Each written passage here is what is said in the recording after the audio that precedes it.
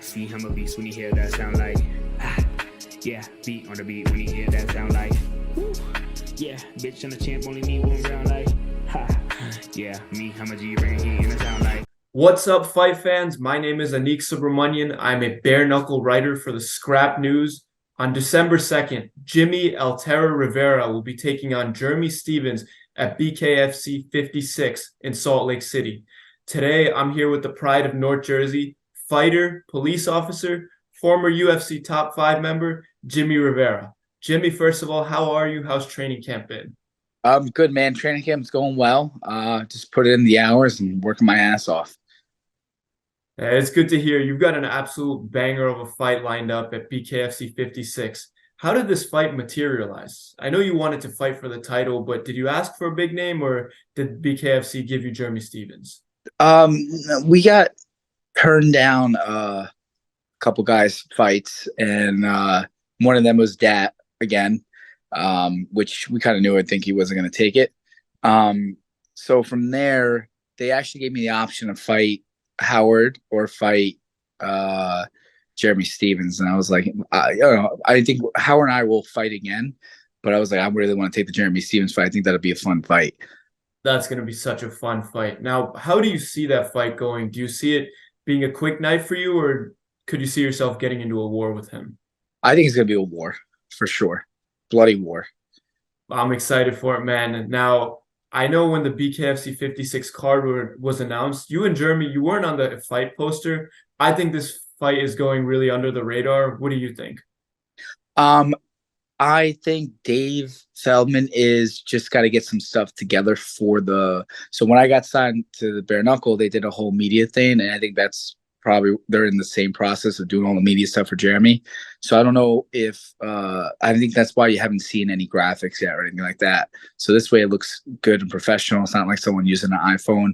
So I figured within the next week or two, we'll see some graphics coming out of us. I was told I think the poster is going to get changed around a little bit too, and they're going to do a new poster and add us in there. So I mean, as long as the fight is done deal, I mean, it'd be great to have a little media and stuff like that, but eventually something will come out and we'll just post it. You're right. I'm sure you guys definitely will. Now, I know you did want the title fight next.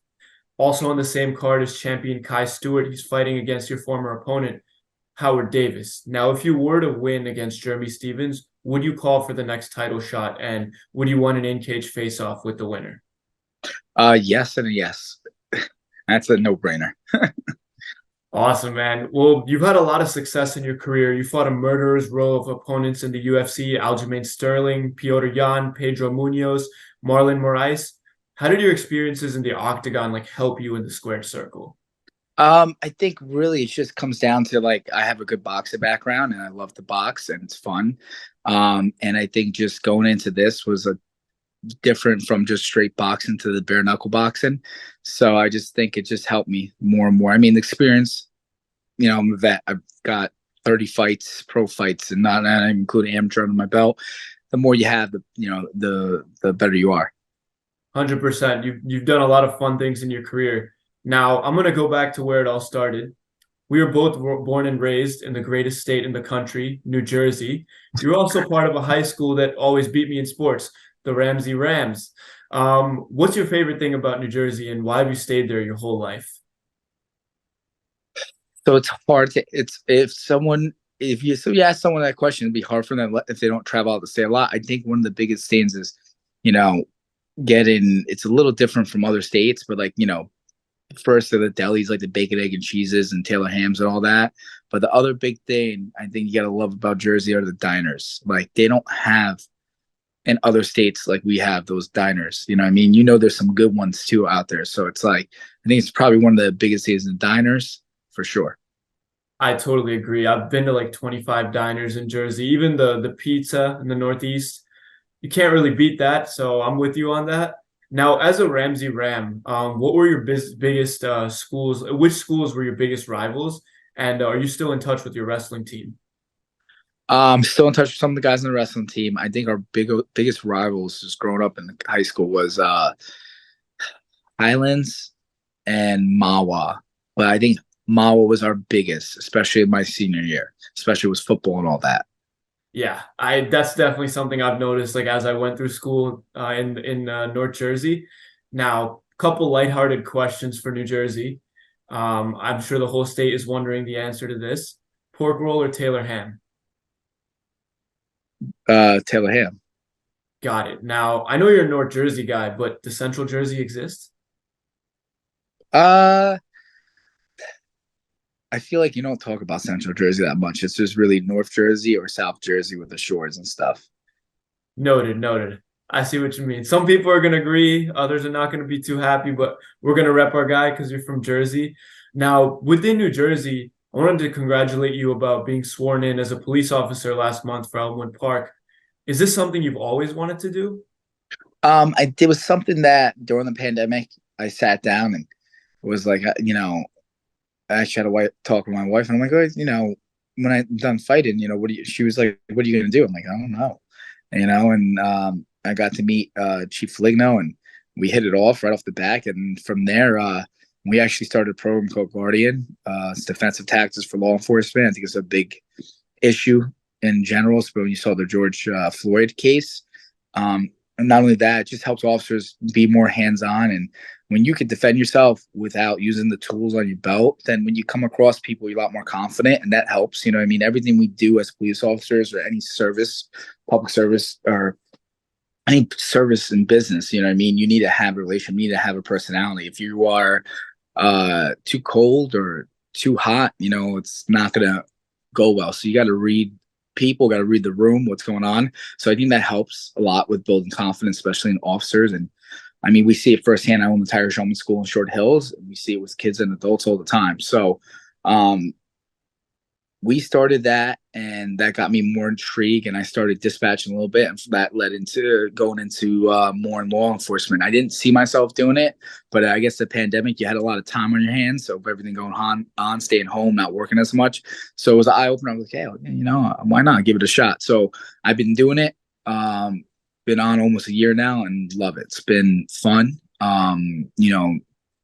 It's can't say it's been fun. You have your some calls you feel bad about. You have some you have to do, and some fun stuff. I mean, we have the community stuff. We do a lot of community events in Elmwood Park.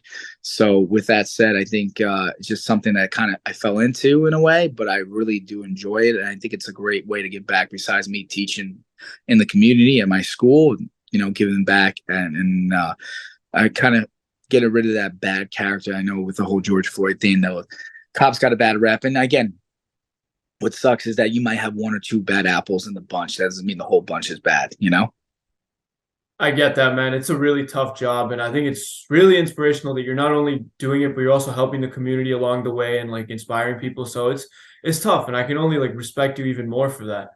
Now, how do you balance all this with a fight camp, being a full-time father, a police officer? Like, what does your day-to-day look like? It's busy, depending on where I'm at, you know what I mean? Training Monday through Friday, and then the weekends, seeing how my body is, maybe it's something light.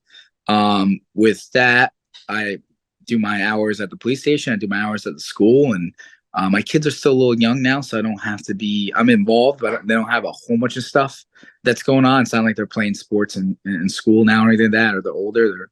They're both, I got 2 kids under 2, so that helps in a way, you know what I mean? Eventually, though, the gloves, the wraps, whatever you want to call it. If I retire and finish at bare knuckle, I do. Eventually, I'm gonna hang them up and just focus on more of the family. And I think out of the teaching and the being a police officer and being a fighter, I think what takes most of my time is fighting. You know what I mean? Of training for fights. It takes a shit ton of time. So eventually, down the line, I'm gonna retire. As my kids get older. Right now, though, I got the time to do it, and I'm still young in the sport, and doing the bare knuckle helps a lot because it's just one of those things that's not as hard as in your body when you have to do an MMA fight and you're doing 4 different art forms where you're just doing one where you're working on boxing.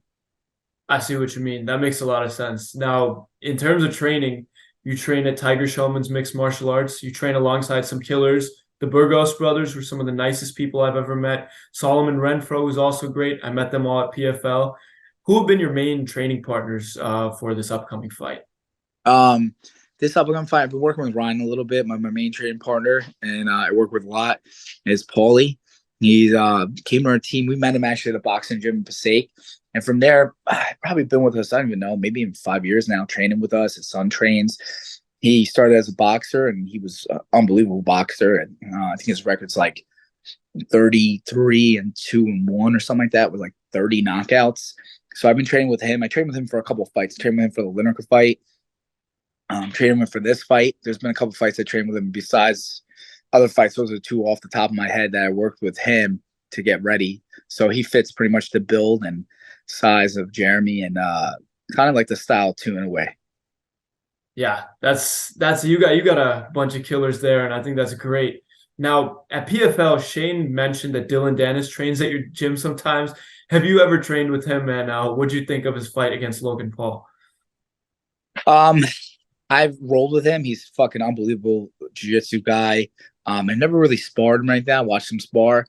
I think in the fight, I think he did really well for a guy that is not a striker, that has no boxing background, that has no kickboxing fights, no boxing fights at all. To go in there and do 5 rounds, I mean, Logan should be a shame. Logan should have knocked him out, at least by the 5th round for sure. But he held his own. He didn't even get dropped. Like that says a lot. I know in the 1st round, Logan was trying to do it, but it looked like he blew his gas tank a little bit going into the 2nd. Started pacing it out. But I think he did well. And I think at the end of the day, it's kind of like a win for Dylan. You got a guy with no boxing or kickboxing experience go in there, fight a guy who's fought Mayweather and world-class boxers and, has a good boxing background, to go in there 5 rounds, not get dropped or not even get knocked out. I think he did well. I totally agree with you. I think like amidst all the trolling, we forget that Dylan made a lot of money for his family. He increased his following, and well, the fight was boring in my eyes. Like, I thought Dylan did what he had to do. Now, I don't want to take up too much of your time. I know you got a busy day ahead. You're an absolute warrior, great fighter, father, police officer. I know you've got a really supportive team behind you as well. Could I get a message for your friends, family, teammates, and fans like before your huge fight? Yeah, always thank you for the support, whether it's my family, especially my wife, my teammates, my friends and stuff like that, and fans in general. I appreciate the support. I guess that's one of the things that especially with my family, that support helps a lot of people. And you don't realize that even the little things, what I mean? If you got a friend that fights or stuff like that, take the time out, help them out, or do stuff, or help them train for a fight as a teammate. It means a lot. Well, Jimmie, I've looked up to you for a long time. It's been an honor to interview you. Check out BKFC 56, December 2nd. Jimmie Rivera, Jeremy Stephens, they're going to steal the show. Thank you so much again.